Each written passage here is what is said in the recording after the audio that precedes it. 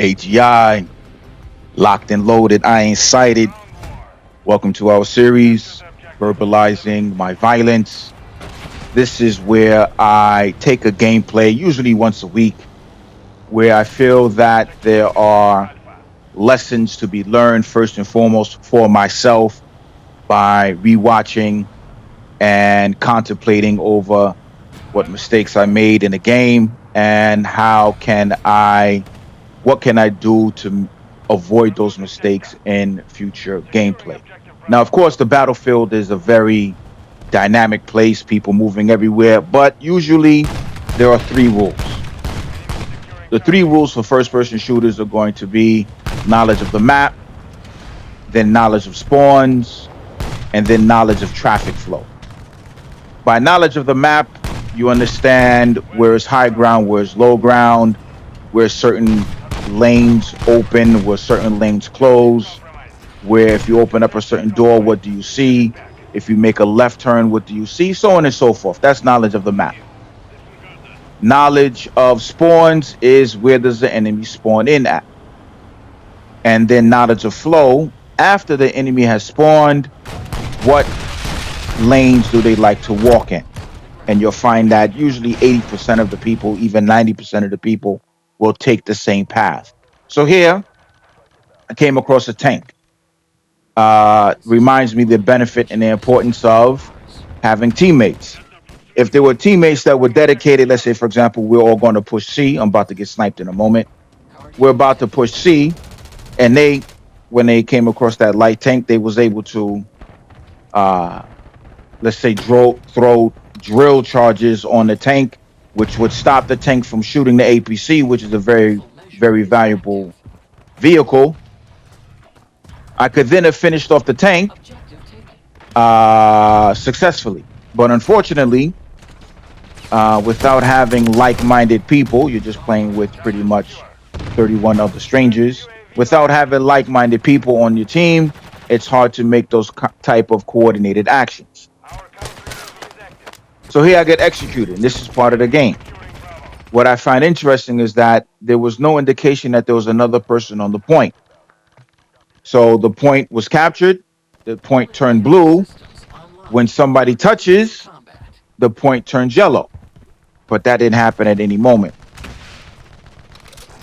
So here, spawn on a teammate who's hiding in a useless warehouse, and I get sniped by somebody else who's also hiding.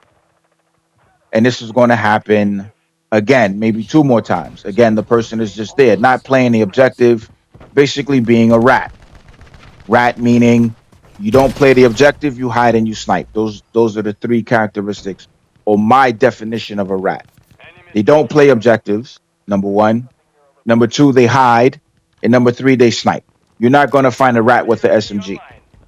Somebody who's not playing the objective, but they're running around slaying does not fall into that definition, my definition of what is a rat. So you got to reassess the situation. So what I did here, instead of spawning on a teammate, I spawned on B.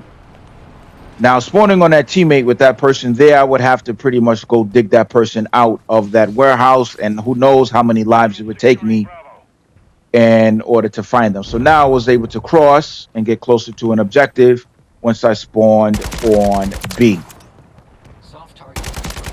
Here I'm able to catch some people on the flank, which is great. I'm expecting to get shot from the top of the red warehouse there at D.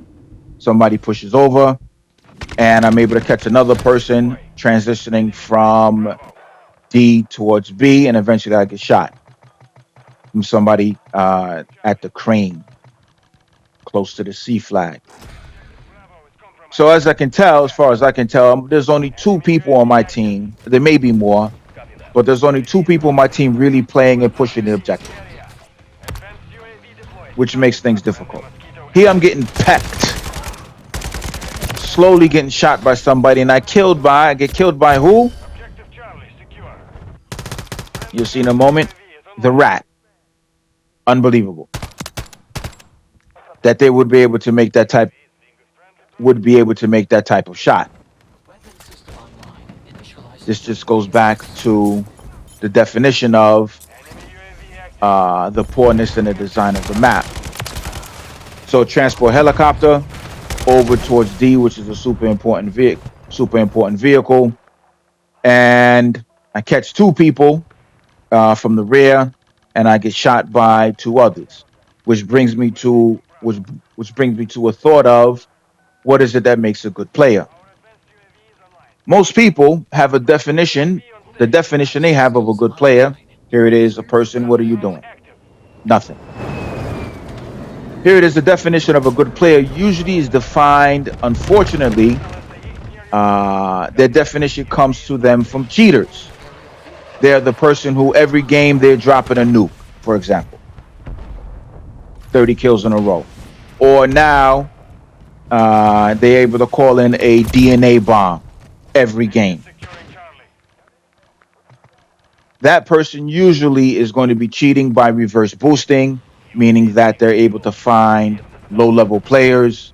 They find themselves in a lobby of low-level players, and they're able to farm people who just touched the controller for the first day, or they're playing against very young children, or people that don't have a lot of experience in first-person shooting in general. So again, I'm trying to watch in this situation there. I'm trying to watch my rear. I have to push C as we're in a very bad situation, right? And it might even get worse, being that they have 4 points and we only have 1. I don't have a teammate, so I have to put that mine down in order to watch my flank, and I'm getting sniped at. So I want to put down the IMS, which is a great kill streak. And again, I'm continually getting sniped at until eventually I get killed by somebody out in the middle of nowhere. You know, I wish there was more cover at the C flag, which is probably the most important point on the map. So here it is. I spawn on a teammate who's, again, one of the only ones playing the objective. And with my knowledge of the map, I was able to catch this person after throwing a tear gas at him, and he tried to retreat. I was able to push over, make my way through the map, and finish him off. So now what's the next domino? The next domino is D, until I see a teammate getting sniped. And if you notice that this sniper, you'll see his glint. Saw this person on the mini map. You'll see his glint tracking me. You see it right there. He just took a shot, and then you'll notice it again. Here's a light tank. Got to take this tank out off the board. I don't know its condition. I don't know if it's about to explode, if it only has, as they call, if it's only one shot. So since nobody's in it, I don't take it as a threat. Here it would have been nice if I could finish that person off, but the AK has a lot of wobble. And I'm about to get sniped at again. I just got to be careful. I am on the mini map as I am not running a suppressor. I believe I might have a muzzle, and I might not have a muzzle on the AK. So again, I just got to be real careful. I know that people like to hold this building right here that's in front of me right now. Bottom is green, the top is an off-white. I see somebody lingering in the back.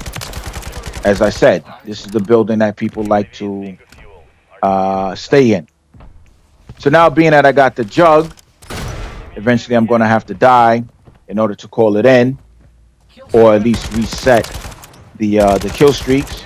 So again, this goes back to knowledge of the map. And how sweet is knowledge of the map? I know from my study of the game that if they spawn on, if their home base is behind the E flag, and if you try to touch D, that their spawn is in the back area. So you can use that to your advantage versus somebody who uses wall hacks and he sees everybody through the wall. They don't enjoy the game like we do. There are many channels, unfortunately, many YouTube channels that, as I mentioned before, every game is 50, 60, 70, 80, 90 kills. Why is that? Because they're running wall hacks. For somebody that doesn't have the eyes for it, they won't recognize it. But for somebody who does, somebody who has experience in playing against wall hackers, as I do from pretty much every single Call of Duty, unfortunately, then when you rewatch the kill feed, then you're going to notice how they're watching players through the walls. And as I mentioned before, with these individuals with their channels, they're always posting high kill games. So now I throw out the mobile concealment, which is the smoke, and I'm able to push B. Now, if you notice on the map, we got a lot of people in the building. I wanted to check that APC, was it friendly or not? We got a lot of people in the building. One thing I learned is do not take the stairs. One thing I learned is do not take the stairs. Take the ladder up. If there's nobody in it, that's even better. If not, then you got to go up as quietly as possible. So now my job is to clear out this building. I believe somebody was trying to push to this door at the same time that I was going in. So now we took a bad situation and turned it around. We currently have all points and we're catching up. We're only down by about 25 points, maybe, if my math is correct. So now what do we want to do? Again, we want to make sure that they don't recap as these people are attempting to recap. So let's get on the APC. I see somebody on the map, so I want to make sure that the area is clear and not give them an opportunity, being that now they're cornered in. They only have one option, except for the stragglers that's out and around on the map. They only have the single option of spawning on A. So I wanted to make sure that B was clear before pushing up. Grab the APC. I see that it's pretty much, it can take one or two more shots, most likely one. But I wanted to use that in order to get over to the next point as fast as possible. We're still behind in points, so we got to push over as fast as possible. Here we go. I catch what? 1, 2, and a third in the building. These are popular buildings for defending A, or even taking A, attacking and defending A. Clear them off and allow our people to cap. Great. So now they're on their side, which has advantages and disadvantages. The advantage of that is they can't spread out through the map. Meaning if they had A and they have their home base, they can attack the map, they can attack the board from two different angles. But being that we closed off A and they only have E, now they only can spread out from one location, which would be from E or behind the base. On my map, I see 2 players. Being that this is a recon juggernaut. Shot in the back by a tank. I see one. I want to get closer so I don't waste bullets. And unfortunately, this person's not paying attention, so he has to take a trip to the dentist. Let's get off the roof. And notice that rat is still in the same location. The one who sniped me twice is still in the same place. These people, you don't want these people on your team. They are not there for your team. They are there for themselves. They're not there to help your team. He's not defending C. He's there just to snipe people. He's there to put himself, corner himself, turtle up in a safe place where he feels safe and snipe. If you win, he doesn't care. If he loses, he doesn't care. He's just there to snipe. So these type of individuals, you never want them on the team. So I know this person is behind me. So I'm trying to use the geography of the map, the hills of the map, the topography of the map to my advantage for cover and concealment and push now D. What do I find? Somebody possibly wasn't paying attention and he got shot. So let's reload and let's push into D. So again, I know people like this building, particularly right here on the left. What do I find? A jug. And I caught him reloading, so I was able to empty my clip and a teammate finished them off. Nice. So that jug versus jug fight was won. No such thing as a fair fight, especially here. Now I'm trying to finish off the enemy team. We took the lead. We're up by about 21 points. And although there are about 30 seconds less than 30 seconds, I never want to relax. Because in my mind, you never know really what can happen. I noticed on the map an ATV and a walker. So what do? Trying to push E. And as I'm pushing, I get sniped by a rat. Again, what is a rat? They hide, camp, snipe. They don't play objectives. They don't help their team in any way whatsoever. So again, game is over. That's just for myself, keeping the mindset of never giving up, keep pushing the objectives because things can turn around at any moment. So, and again, I walk away with 5 caps and a KD of about 2.5, which is not bad. Barakallahu li wa yakum. I see you all in the next one.